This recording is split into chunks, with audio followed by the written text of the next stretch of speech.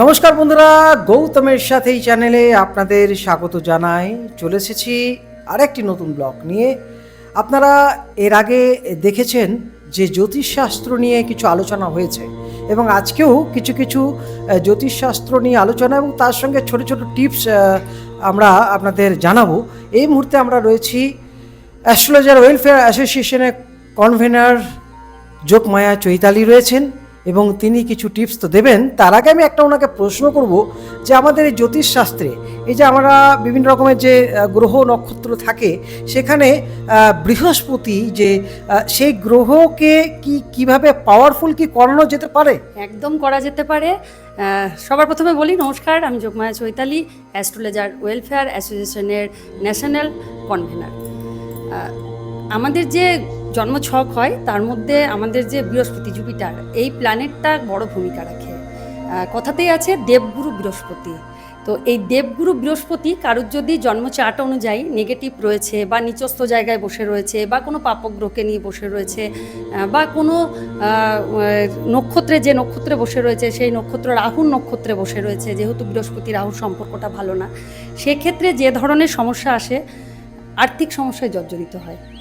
যেসব জাতক জাতিকাদের বৃহস্পতি প্ল্যানেট ঠিক না থাকে তাদের কিন্তু অর্থ অভাবে কষ্টে ভোগ করতে হয়। সেই সব জাতক জাতিকাদের বলবো যে এই অর্থের অভাবে দীর্ঘদিন ধরে ভুগছেন, কতদিন আর, জীবন তো একটাই, অর্থের অভাবটা বড় অভাব, এটা প্রত্যেকেই জানি।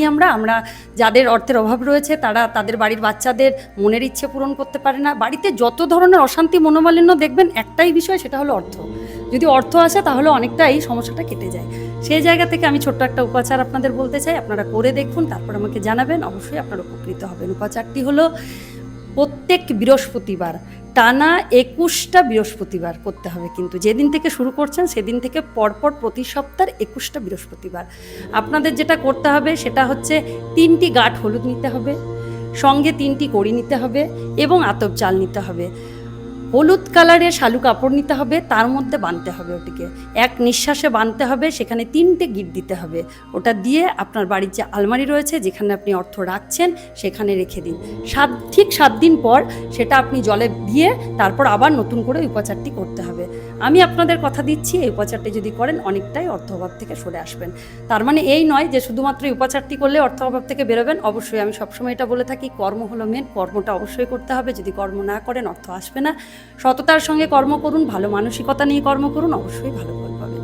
অনেক ক্ষেত্রে হয় কর্ম করছে কিন্তু অর্থ আসছে না, ওটাই একটা বিষয়। এটাই হলো এই বৃহস্পতি প্ল্যানেট ঠিক নেই জন্মছক অনুযায়ী। আর একটা কথা, যাদের প্রচুর অর্থ আছে তাদের কি বৃহস্পতি তুঙ্গে?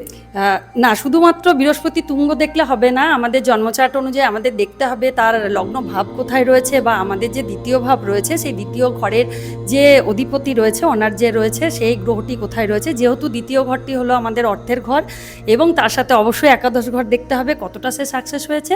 তারপরে শুধুমাত্র একটা প্ল্যানেটকে দেখে আমরা বিচার করতে পারি না, আমাদেরকে সব প্ল্যানেটগুলোকেই দেখতে হয়, তার সাথে অবশ্যই আমাদেরকে ভাব দেখতে হয়, তার সাথে আমাদেরকে মানে সমস্তটা নিয়ে নক্ষত্র দেখতে হয়, অধিপতি দেখতে হয়, সমস্তটা নিয়ে একটা বিচার হয়। আমি শেষ প্রশ্ন করছি, এই বৃহস্পতি যার তুঙ্গে সে কি লাভ পাচ্ছে? মানে বৃহস্পতি তুঙ্গে থাকলে সেই যার কথাতে আছে, যার বৃহস্পতি ভালো তার সব ভালো। ঠিক আছে, সবকিছুর ঊর্ধ্বে হচ্ছে বৃহস্পতি। সমস্ত দিক থেকে বৃহস্পতি হচ্ছে জ্ঞানের কারক গ্রহ।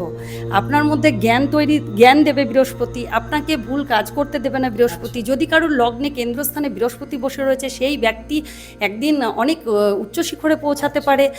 যার বৃহস্পতি ভালো সে কখনো মানুষকে ঠকাতে পারে না। যার বৃহস্পতি ভালো তার অর্থের অভাব হয় না কোনো দিন, তার বাড়ি হবে নিজস্ব, সে একটা ভালো মানুষ, ভালো মানুষের পরিচয় তার মধ্যে ফুটে উঠবে। তাহলে বন্ধুরা, আমরা টোটকা তো পেলাম এবং বৃহস্পতি কি, এর প্রভাবে ভালো মন্দ কি হতে পারে সব কিছুই জানলাম। অসংখ্য ধন্যবাদ জানাই যোগমায়া চৈতালি দিকে। তো বন্ধুরা, আপনারা ভালো থাকুন। আজকের মতো এখন এখান থেকে বিদায় নিচ্ছি, আবার আসবো ছোট ছোট টোটকা নিয়ে। থাকুন, আমরা এটাই আশা করব যে আপনারা ভালো থাকুন, কিছু উপাচার করুন এবং কর্ম করুন। মন থেকে চাইবো, ভগবানের কাছে প্রার্থনা করব সকলে ভালো থাকুন। ধন্যবাদ।